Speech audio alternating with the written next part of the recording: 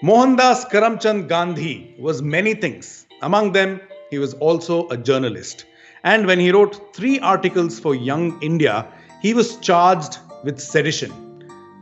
What is sedition? Why is it still being used against journalists today? That's the focus on Media Buddhi. Hi, I'm HR Venkatesh. So, sedition law comes under Section 124A of the Indian Penal Code. It was first introduced by the British in 1870. Now, we won't go into exactly what sedition is, but sedition law can only be used when there is clear incitement to violence or is there a clear intention to create disorder. Yet, we see journalists being targeted again and again just for reporting the facts or asking questions, asking intelligent questions, asking tough questions, but not with any intention to create disorder or incite violence. Why is that? To understand that, I spoke with Hartosh Singh Bal. He's the political editor of the Caravan magazine. And also in the conversation was Nikhil Pava, the founder editor of Media Nama. This is a special edition of Media Buddhi, and we'll resume normal service next week. If our speech is being censored, if there are sedition cases that are being filed, and frankly, for me, there should be no law for sedition. A sedition law is just an indication that we have a weak and insecure state that can't stand up to speech. If there is incitement to violence, no doubt that needs to be dealt with.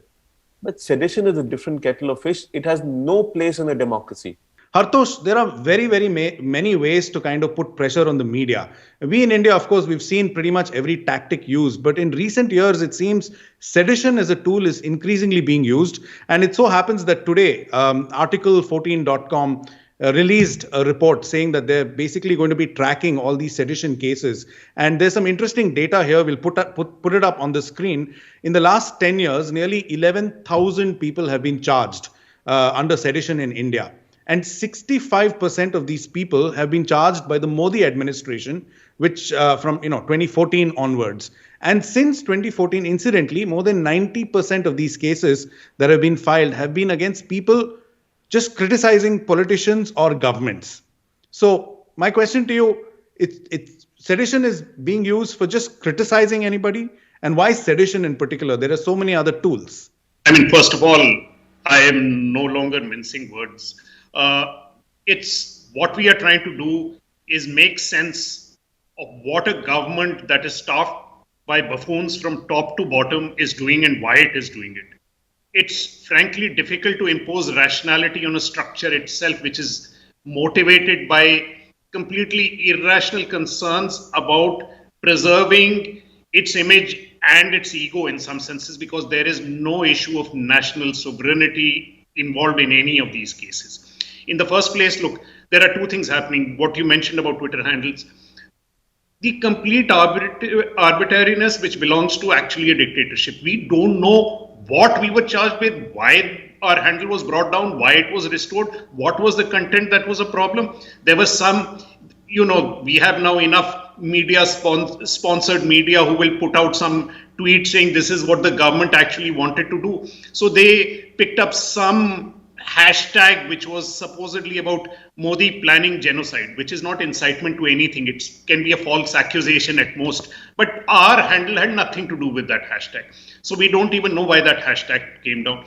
So basically that means you can take down Twitter handles, you can attack organizations, stop them from disseminating information without any grounds whatsoever, without any explanations whatsoever on any context. Then you come to this question of sedition. Now, suddenly sedition seems to apply from a cartoonist, a writer, to somebody putting up a Facebook tweet, to a magazine doing journalism, to somebody who's reporting eyewitnesses. What is the latest sedition charge against? That some people reported that eyewitnesses saw police shoot and lead to the death of a person. The police has a different version. Well, let the police establish that version. They are citing a post-mortem. We are saying that post-mortem is problematic because experts are questioning it. I don't know if my saying this might get you into trouble here as a platform, but the fact is, this is the fact. They can keep filing FIRs, but they can't stop us from saying what is the actual facts on the ground. But somehow this counts as sedition. It counts as incitement to public rioting. On what grounds? there should be some ability to defend. And then you have the cases being repeated in court after court with the same order, the same language, the same words. If it were not such a serious matter, this would be a laughable joke. I mean, you have to have some sort of a Charlie Chaplin look at Hitler kind of image of what is happening in this country, because it is ridiculous and it is dangerous at the same time. Right. Hartosh, one of the things I wanted to cite was, the Article 14 piece that came out today, the tracker of sedition. It also quoted Justice Madan Lokar, the retired judge of the Supreme Court. And he said two things, and I'm going to read out both those things. The first he said was, and I open quotes, "It is now clear that the law is not being misused, it is being abused." Close quote. And the second thing he said was, as I mentioned earlier before, it's not just dissent that is being criminalized, but disagreement as well. Can you explain this? What is meant by that, especially? It's not just dissent, but disagreement. Look, as far as dissent and disagreement, it's very clear. Dissent would be that we were being held accountable for criticism of the government, scrutiny of the government. Disagreement is merely where the government puts out one version and all that anybody is reporting is a version which does not match up entirely, in part or fully, with what the government is putting out. Because those are the facts on the ground. Here, there is no question of challenging or questioning the government. Here, we are saying is, look, you said A, on the ground there is something that is being said which is B. That itself becomes punishable. This is maybe in some strange ways an extension of the law of contempt across the board, where truth is no longer a defense. It is because you are disagreeing with our version. It does not matter if what you are saying is true or not. We will take action against you, because telling the truth could be A, B, C. Somehow it becomes sedition for whatever reason.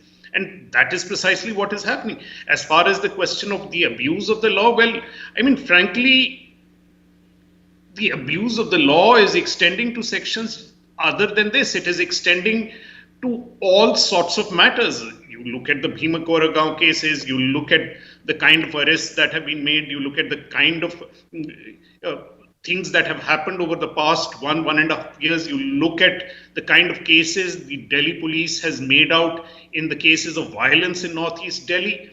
In what sense are those sections, the way they are being applied, not in abuse of law already, in the sense? And that is something, as Nikhil just pointed out, we cannot do anything about the law when it is abused. Has to correct itself from the legal machinery that is available in this country. That is what a constitutional democracy, as opposed to just a democracy, is. We are not questioning whether India is a democracy or not. Narendra Modi has a popular mandate. But is it a constitutional democracy when checks and balances and all the constitutional provisions that define a constitutional democracy break down? Abuse of law on a large scale is the failure of a constitutional democracy. And I don't think we any longer fit the description of what it means to be a constitutional democracy. Okay, that is an interesting point, and I want to take that a little further, Nikhil. When those orders are coming directly from the government, then who is there to check the power of the government?